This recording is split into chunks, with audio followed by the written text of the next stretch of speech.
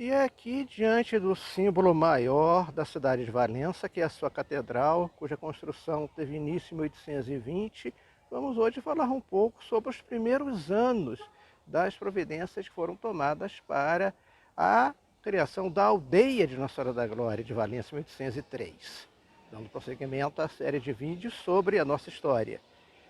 E não se esqueça, então, de curtir esse vídeo, de se inscrever no nosso canal, de compartilhar, de acionar o sininho das notificações, avisar a todas aquelas pessoas que estão interessadas em conhecer alguma coisa sobre a nossa história, não só aqueles que estão pretendendo fazer o concurso para a prefeitura, mas todos aqueles que se interessam pela história de Valença.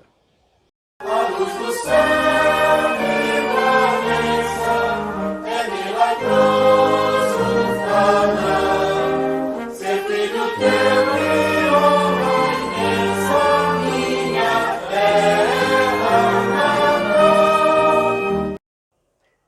Estamos aqui hoje em uma das janelas do coro da Catedral de Nossa Senhora da Glória, onde podemos ter uma visão mais abrangente do centro da cidade, parte chamada de centro histórico, onde infelizmente pouca coisa sobreviveu.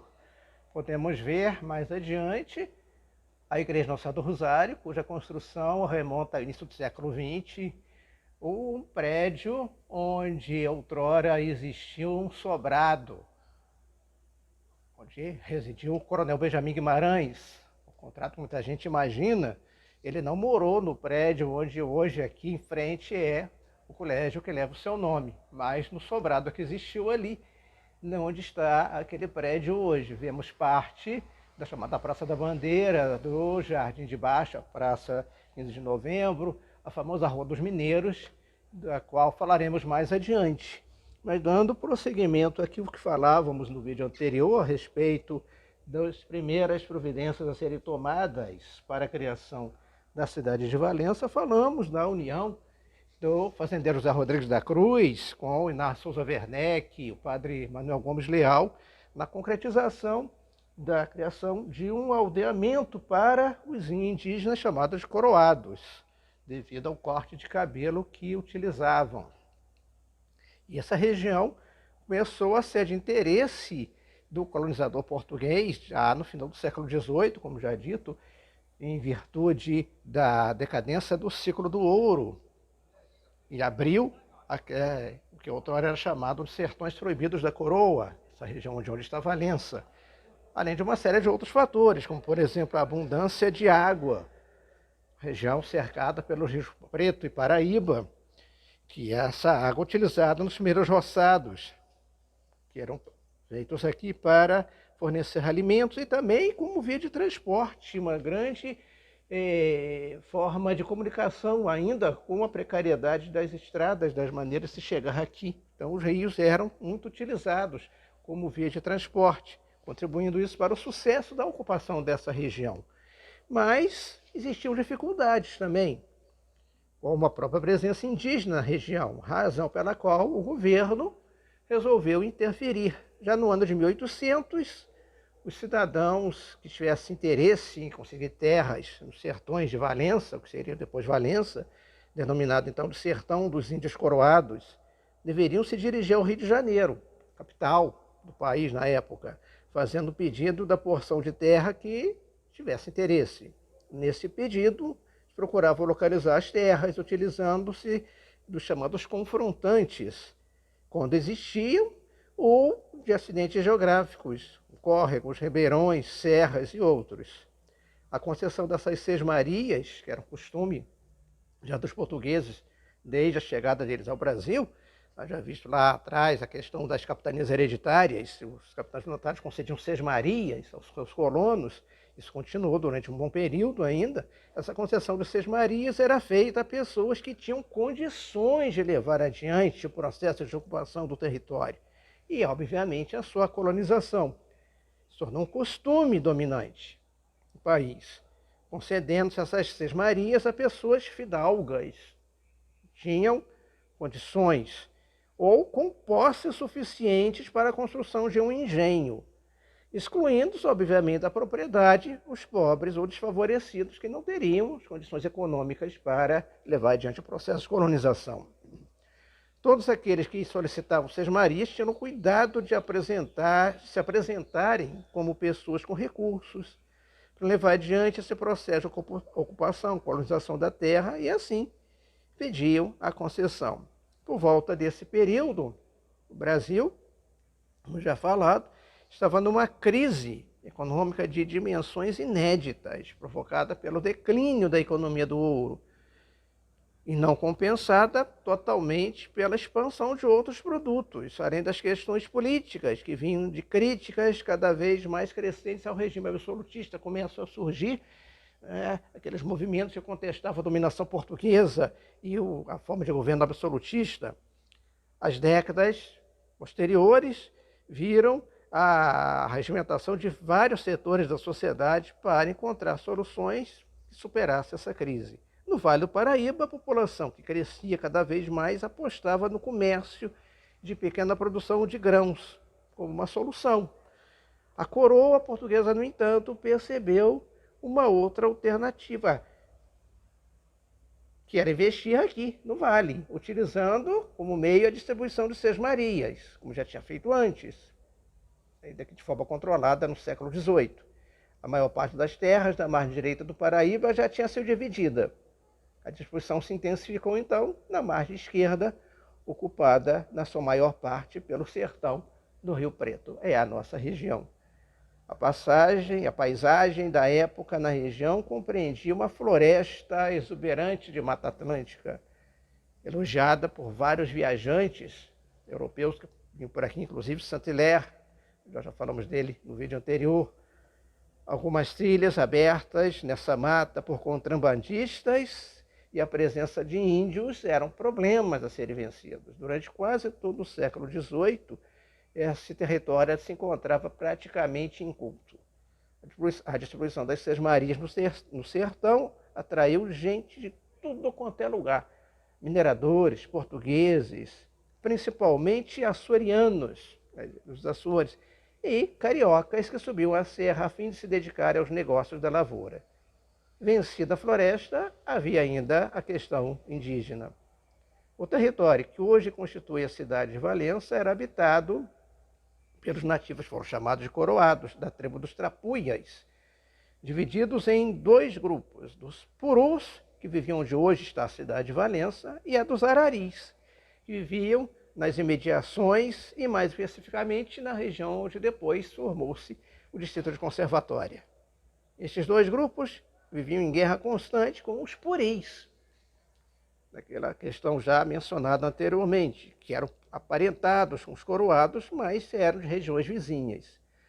Esses indígenas anteriormente habitavam a Baixada Fluminense, eram descendentes diretos dos tamoios.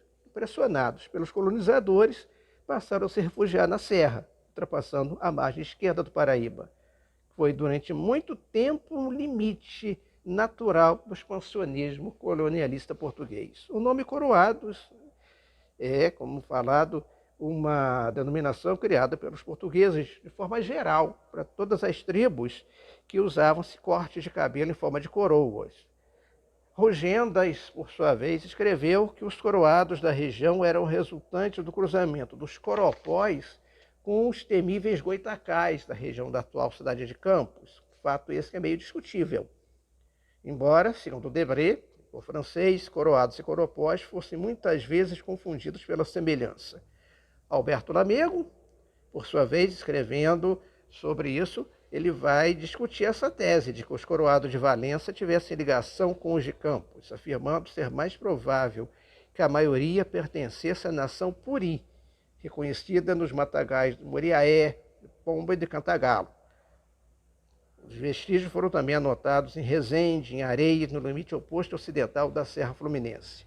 Com o tempo, eles estabeleceram-se aqui na região algumas fazendas às margens do Paraíba, como a do Pau Grande e a de Ubá, já falamos sobre ela.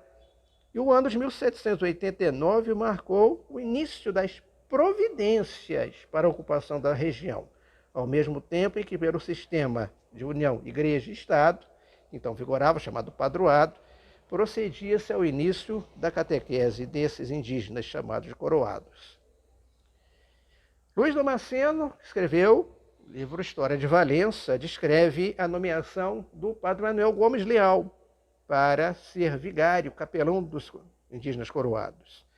Nestas circunstâncias, foi preciso que, em conformidade da referida ordem ou real aviso, se destinasse um sacerdote idôneo para instruir os índios neófitos na santa religião e administrar-lhes os devidos sacramentos, como executou o vice-rei Dom Fernando José de Portugal, nomeando no cargo de capelão, com côngrua anual de 150 mil réis, pela portaria de 5 de fevereiro de 1803, o padre Manuel Gomes Leal, que, tendo paroquiado a igreja de Sacra Família por encomenda, havia acompanhado as expedições antecedentes contra os mesmos índios e feito ali serviços muito úteis à igreja e ao Estado. Só que a burocracia, que já na época dificultava a concretização de projetos na vida das pessoas, a complicada burocracia da corte portuguesa arrastou esse processo por mais de 10 anos, desde 1789 até a concretização da formação da aldeia. Aquelas providências que são tomadas com a passagem por aqui do Inácio de Souza Werneck, até a nomeação efetiva do padre Gomes Leal.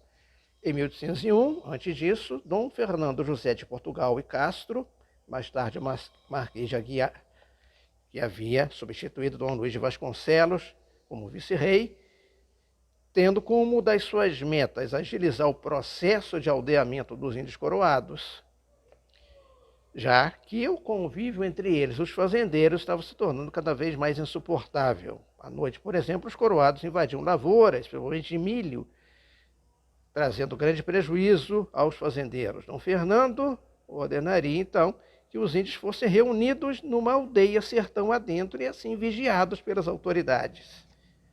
O lugar escolhido foi a aldeia dos Miritis, um dos vários agrupamentos dos coroados, que se localizava bem no meio do sertão, entre os rios Preto e Paraíba. Então, pela portaria de 2 de março de 1803, foi fundada a povoação onde foi erguida uma capela. Essa capela que daria origem mais tarde à atual Catedral de Nossa Senhora da Glória de Valença. A aldeia, com esse nome, a Aldeia de Nossa Senhora da Glória de Valença, então foi criada em março de 1803, dando origem à cidade de Valença. No museu aqui da Catedral encontra-se uma pintura muito interessante que evoca a primeira missa que teria sido realizada pelo padre Gomes Leal, segundo alguns, em agosto de 1903, em função da padroeira. Mas nós acreditamos que essa missa ocorreu um pouco antes, já que a nomeação do padre Gomes Leal foi março deste ano. Então, esperaria até agosto para celebrar essa primeira missa. No entanto, ainda não encontramos documentação que comprove isso. Quando ocorreu essa primeira missa? O fato é que ela houve em 1803, em função da padroeira escolhida, Nossa Senhora da Glória, e mais tarde, em 1813, é criada a freguesia, nome pela qual era conhecido o que nós chamamos atualmente como paróquia. A construção da catedral data, por sua vez, 1820, o início, com o primeiro pároco, que foi o padre Joaquim Cláudio de Mendonça. Ao contrário do que muita gente pensa, não foi o padre Gomes Leal. O padre Gomes Leal era capelão dos indígenas, mas faleceu antes da criação da freguesia, em 1813. Então, o primeiro pároco foi o padre Joaquim Cláudio de Mendonça, que dá início, em 1820, à construção da igreja matriz, hoje Catedral Nossa Senhora da Glória. Por ocasião da reforma, da restauração aqui no prédio, foram encontradas algumas ossadas no corpo da igreja e na sacristia, sendo que uma dessas ossadas acredita-se que seja de um sacerdote, pelo fato dos objetos encontrados junto. Só que não temos como saber exatamente de qual elemento, de qual padre foi essa ossada. No arquivo da catedral nós encontramos o registro de sepultamento aqui, tanto do padre Gomes Leal quanto do padre Joaquim Cláudio de Mendonça. Só que esse sepultamento ocorreu muito mais tarde, porque quando cada um deles morreu não existia ainda o prédio concluído. Com o padre Gomes Leal nem existia ainda. Com o padre Joaquim Cláudio de Mendonça ele começou, dando os primeiros passos para a construção da igreja matriz. Então, provavelmente, eles foram sepultados em algum local, fora daqui, e posteriormente as suas ossadas foram transferidas para cá. algo que ainda precisa ser melhor pesquisado. E aventou-se até a possibilidade de ser ossadas de indígenas, quando na verdade o cemitério indígena, ao que se sabe, situava-se ali logo atrás da catedral, onde hoje está situada a Academia Valenciana de Letras, outrora caixa d'água da cidade. E ali, segundo consta, o padre Gomes Leal ergueu um cemitério, quando ele teve autonomia, teve autorização para isso, e ali era o cemitério indígena. As ossadas, quando na construção da caixa d'água, foram transferidas para o cemitério do Riachuelo e de lá se perderam. Do ano de 1803 até a elevação de Valença à condição de vila em 1823, muita coisa aconteceu na nascente aldeia de Nossa Senhora da Glória de Valença, que veremos no próximo vídeo. Se você chegou até aqui e está gostando dessa série, não deixe de comentar, de até colocar alguma pergunta a respeito da história da nossa cidade. Gostaria que respondêssemos aqui, de curtir aqui o nosso vídeo, de se inscrever no canal se não está inscrito ainda, de acionar o sininho das notificações, e vamos continuar com essa série falando ainda a respeito de muita coisa que ocorreu nesse período de 1803 a 1823. Até o nosso próximo vídeo.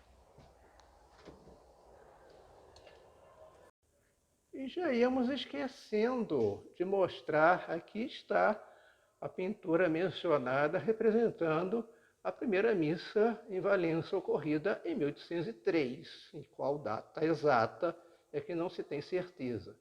É uma alegoria, como nós chamamos, como no caso da primeira missa no Brasil, a pintura famosa também realizada no século XIX, e essa da pintura da primeira missa em Valença é já do século XX. Então é algo que o pintor imaginou que teria ocorrido dessa maneira em virtude de como era a região na época, aqui onde hoje se situa a catedral. E é um local para se visitar, para se conhecer melhor a história da nossa cidade, tanto o prédio da catedral quanto o seu museu. Estão abertos aqui, é só fazer um agendamento. E é local para se conhecer muito da nossa história, uma vez que Valença surgiu em função da religião. Foi criada a partir da capela de Nossa Senhora da Glória, onde hoje está a Igreja Matriz. Então, não se esqueçam de curtirem, de compartilhar o vídeo, de se inscreverem no canal.